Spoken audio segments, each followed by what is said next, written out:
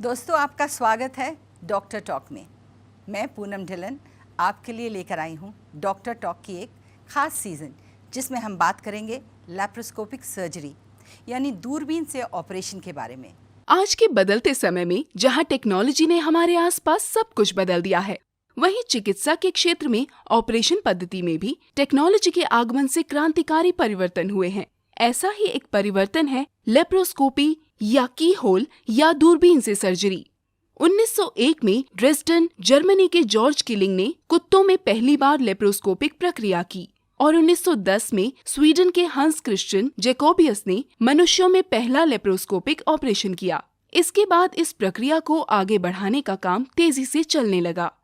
सन 1990 के बाद से ये तकनीक मरीजों के लिए वरदान साबित हो रही है एवं समय समय पर इसमें बड़े बदलाव भी आ रहे हैं, जैसे हाई डेफिनेशन रोबोट द्वारा सर्जरी, सिंगल पोर्ट यानी केवल 3 सेंटीमीटर के नाभि पर एक चीरे से सर्जरी, जटिल ऑपरेशन के साधन, 3D तकनीक, जिससे इस तकनीक का इस्तेमाल मरीजों के लिए बहुत लाभदायक साबित हो रहा है।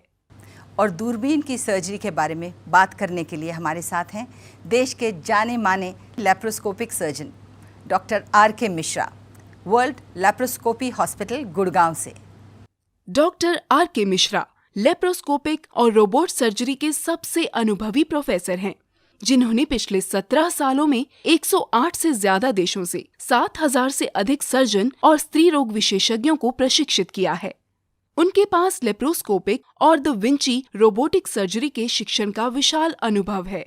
वो TGO यूनिवर्सिटी में मिनिमल एक्सेस सर्जरी के प्रोफेसर हैं और यूनिवर्सिटी कार्यक्रम शुरू करने के अपने प्रयास को 9 वेल्स हॉस्पिटल और मेडिकल स्कूल UK में सर एल्फ्रेड कुशियर के साथ शुरू किया गया था।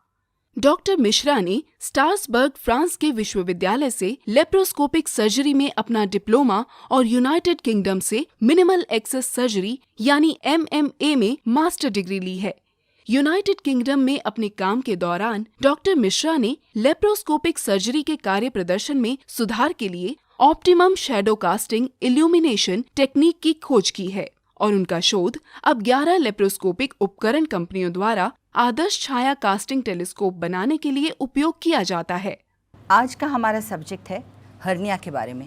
हर्निया लंबे समय तक खांसी या भारी सामान उठाने के कारण मांसपेशियों के कमजोर हो जाने की वजह से हर्निया के होने की संभावना ज्यादा होती है। 10% लोगों को अपने जीवन में हर्निया जरूर होता है। हर्निया के कोई खास लक्षण नहीं होते, लेकिन कुछ लोगों में सूजन और दर्द की शिकायत हो सकती है। इस प्रकार का दर्द खड़े होने, मांसपेशियों में खिंचाव होने या कुछ भारी सामान उठाने पर बढ़ सकता है। अब चिकित्सा के क्षेत्र में बढ़ती तरक्की ने हर्निया का आसान सा इलाज खोज निकाला है। लेप्रोस्कोपी या दूरबीन से ऑपरेशन की विधि के द्वारा हर्निया को आसानी से सही किया जा सकता है।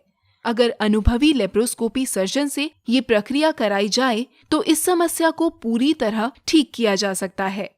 क्यों होती है ये बीमारी और क्या ये बीमारी दूरबीन द्वारा ऑपरेशन से ठीक हो सकती है?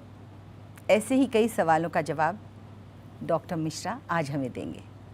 डॉक्टर साहब, आपका स्वागत है। डॉक्टर मिश्रा, मेरा आपसे एक सवाल है हर्निया के बारे में। क्या हर्निया की सर्जरी भी लैप्रोस्कोपिक सर्जरी के थ्रू हो सकती है? और अगर हाँ, तो मरीज़ को कितने दिन अस्पताल में गुजारने पड़ते हैं और वो कितनी जल्द अपने रूटीन काम में वापस जा सकता है? लैप्रोस्कोपी से हर्निया का इलाज काफ़ी अच्छा होता है। हर्निया में एक्चुअली ये समझना चाहिए कि हर्निया है क्या। हर्निया एक बीमारी नहीं है। Hernia is not a disease, it's a defect. वो एक मांस फट जाने से होता है। जैसे कि एब्डोमिनल वॉल में ढेर सारे लेयर होते हैं, मसल होता है, उसके नीचे रेक्टस होता है, उसके ऊपर फैट होता है, फिर स्किन होता है। तो किसी भी कारण से मसल और रेक्टस फट जाता है तो वो पॉच आउट करने लगता है, इंटेस्टाइन बाहर निकलने की कोशिश करने लगता है। जैसे आपका कपड़ा फट जाएगा तो शरीर दिखने लगेगा, उसी तरह से मसल फट जाता है तो इंटेस्टाइन बाहर निकलने लगता है, उसी को हर्निया बोलते हैं। तो उसकी मरम्मत करनी पड़ती है, उसकी सिलाई करनी पड़ती है। अगर हम लैप्रोस्कोपी से करते हैं तो छोटे से छेद से उसका ट्रीटमेंट पॉसिबल है और वो ज़्यादा अच्छा है। उसका कारण ये है कि हम लोग अंदर से जाली डालते हैं और अंदर से जाली डालने से उसका रिपेयर ज़्यादा अच्छा होता है। उसको आप ऐसे एक एग्ज़ाम्पल से समझें कि अगर बाथ टब है, बाथ टब में हम लोग स्टॉपर डालते हैं। अगर वो स्टॉपर अंदर से डालेंगे तो पानी का लेवल जब बढ़ेगा तो वो स्टॉपर और ज़्यादा फिक्स हो जाएगा और वो फिक्स होके पानी के रिसाव को कम कर देगा। अगर उसी स्टॉपर को हम बाहर से डालें तो with increasing pressure of water पानी का दबाव बढ़ने से वो डिसलॉज हो जाएगा। तो ओपन सर्जरी में हम लोग उसको बाहर से डालते हैं जिससे कि रिकरेंस का चांस बढ़ जाता है, दोबारा होने का चांस बढ़ जाता है। बट लैप्रोस्कोपी में हम लोग छोटी सी झिल्ली को, जाली को अंदर से डालते हैं तो उसमें रिकरेंस का चांस नहीं होता है। इसलिए लैप्रोस्कोपी से हर्निया का सर्जरी काफ़ी अच्छा माना जाता है। पेशेंट को केवल 1 दिन रहना पड़ेगा। आजकल हम लोग टेप और आईपॉम कर रहे हैं। आईपॉम में तो पेशेंट को दर्द भी नहीं होता है, 2 पोर्ट से हो जाता है। कभी कभी हम लोग सिंगल होल से भी लैप्रोस्कोपिक हर्निया कर सकते हैं और नेक्स्ट डे पेशेंट डिस्चार्ज हो जाएगा या उसी दिन इवनिंग में पेशेंट डिस्चार्ज हो जाएगा। तो ये फ़ायदा है लैप्रोस्कोपी से हर्निया का ऑपरेशन करने का। थैंक यू डॉक्टर साहब, आपने बहुत अच्छे से एक्सप्लेन कर दिया कि हर्निया होता क्या है। मेल से काफ़ी सारे सवाल आए हैं, तो सबसे पहला सवाल ये है, फरीदाबाद से निकुंज है। वो पूछना चाहते हैं कि इनकी पत्नी का ऑपरेशन हुआ था, ऑपरेशन से बच्चा हुआ है और उसके बाद इनकी पत्नी को हर्निया की शिकायत हो गई है। तो वो जानना चाहते हैं कि क्या दूरबीन टेक्नोलॉजी से उनकी हर्निया का इलाज हो सकता है क्या? हाँ, बिल्कुल हो सकता है। ये जो हर्निया हुआ है उनको, उसको इंसिजनल हर्निया बोलते हैं। जो ऑपरेशन के बाद हर्निया होता है उसको इंसिजनल हर्निया बोलते हैं। ये एक काफ़ी ही कॉमन प्रॉब्लम है ओपन सर्जरी का। जो चीरा लगा के जो ऑपरेशन करते हैं उसमें इंसिजनल हर्निया काफ़ी होता है। वो होता क्यों है कि जो सिलाई होती है ना वो टूट जाती है, टाँके टूट जाते हैं। टाँके टूट जाने से मसल में डिफेक्ट हो जाता है और उसी को हर्निया बोलते हैं। फिर इंटेस्टाइन बाहर आने लगता है धीरे धीरे। जैसे अगर कपड़े का एक जगह से सिलाई टूट जाए तो पूरे जगह से सिलाई वो खुल जाएगा, उसी तरह से एक जगह टाँका टूटने से पूरा इंटेस्टाइन बाहर आने लगता है। तो उसको इंसिजनल हर्निया बोलते हैं।